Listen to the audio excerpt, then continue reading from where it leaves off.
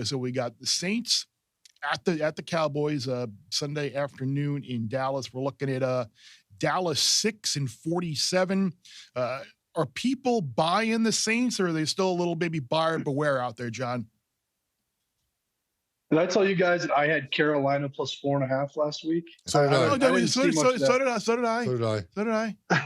I didn't see much of that game. How did I do on that one? I didn't really see too much of that. I think they're buying New Orleans now. You know, we had this line. We had a look-ahead line on this game as Dallas -7, and we did see some sharp people taking Saints +7. That was before week 1.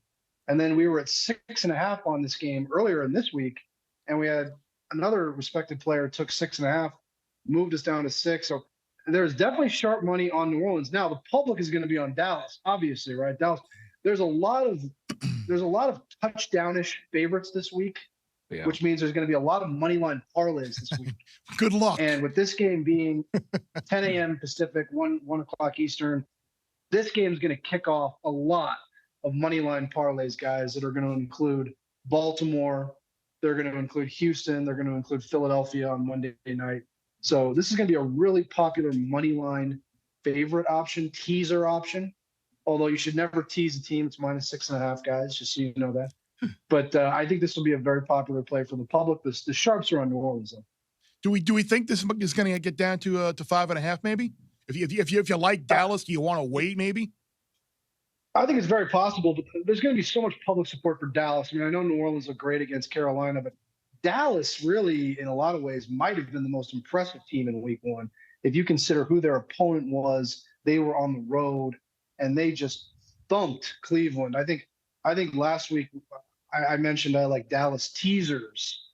That's what you call just being overly creative. Why not just bet Dallas money line? Didn't need to tease anything in that game. That was a very easy win for the Cowboys. They looked great last week.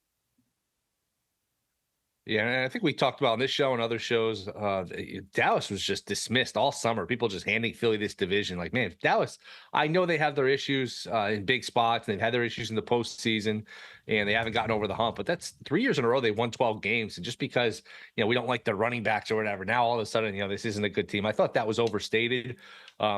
That being said, I don't have much on this game. I would lean towards the dog. I know Aaron Schatz, the creator of Football Outsiders and DVOA, he talked all summer about 2 teams that he thought were way better than the market thought. That was the Saints and the Patriots. So good start for his projections here. We'll see if that keeps up. But he made a strong case for the Saints that, hey, this is just like an average-ish team, which in a league where a lot of bad teams, a lot of bad play, average is pretty good, or average is good relative to some of these other teams. So it'd be a lean towards the dog. But keep in mind, Dallas does have a habit of beating up on these teams that are not as good as them. Remember last year, they were sort of like Miami, where if they play a team better than them, they win, and they win comfortably, and the point spread really didn't come into effect. And if they played somebody that was better than them, they didn't really step up and win the game. So keep that in mind. It'd be a lean towards the dog, but nothing else. Yeah, Geoff, I think I'm going to hang around and maybe wait and see if I can get a 5.5, and then I'll hop in on Dallas. I'll tell you one part of this game that I think favors the Cowboys, and it's why I'm leaning to a couple directions in this game.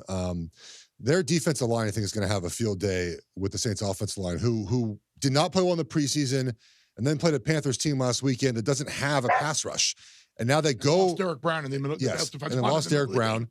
So now you go to Dallas, you're on the road, and you have a pass rush and the thing about pass rush, guys, it always shows up, right? Especially at home, on the turf, with the noise. Like, you might think that the offense starts slow or something else doesn't play well. The pass rush is going to show up. So kind of 2 ways I'm leaning here, like a Saints team total under 20.5, or even a Derek Carr. Right now, the number I think is 218.5. He only threw for 200 yards last weekend. Like, he played a great, efficient game, but wasn't a lot of yards. So I'm looking in that direction as far as how to play. I think the Saints offense could struggle in this situation, getting a little overconfident playing a bad Panthers defense. What do you make of that, Geoff, by the way? I'm glad you said that. Like, we saw, 2 quarterbacks, I think, or maybe Tua was the only one that threw for 300 yards. So many quarterbacks, 148 yards, 170. So many of these quarterbacks didn't even reach 200 yards passing. Is that just a factor of, like, week 1 and they didn't play much in the preseason? Would you expect, are these, like, I don't know if you've looked, are these numbers, like, super low this week? Is it a time when maybe you're getting these quarterbacks at a good buy low opportunity in terms of their pass prop? it's mostly every quarterback did not play in the preseason that had those numbers. Other than Patrick Mahomes. Yeah, Mahomes, who played in the preseason, of course, and he had nearly 300 yards passing on Thursday night. It's a couple of things, guys, right? It's situation, right? Like the Cowboys are on the road. They were dominating that game. They didn't need Dak Prescott to throw the ball a lot. Derek Carr, they're dominating that game at home. They didn't need him to throw the ball a lot. Justin Herbert had 144 yards. That was it. But they ran the ball well. They protected the ball. He doesn't have those weapons. So I think it's a combination of a lot of things. I think in week 2, we'll see some of these passing offenses open up. But specifically in this game, I think Carr could struggle with the protection in front of him, which would lead to less points and less passing yards for him. Bear Bets full episodes drop twice a week right here on the Bear Bets YouTube channel. Remember to subscribe to stay ahead of the odds, and let's celebrate all of our wins together.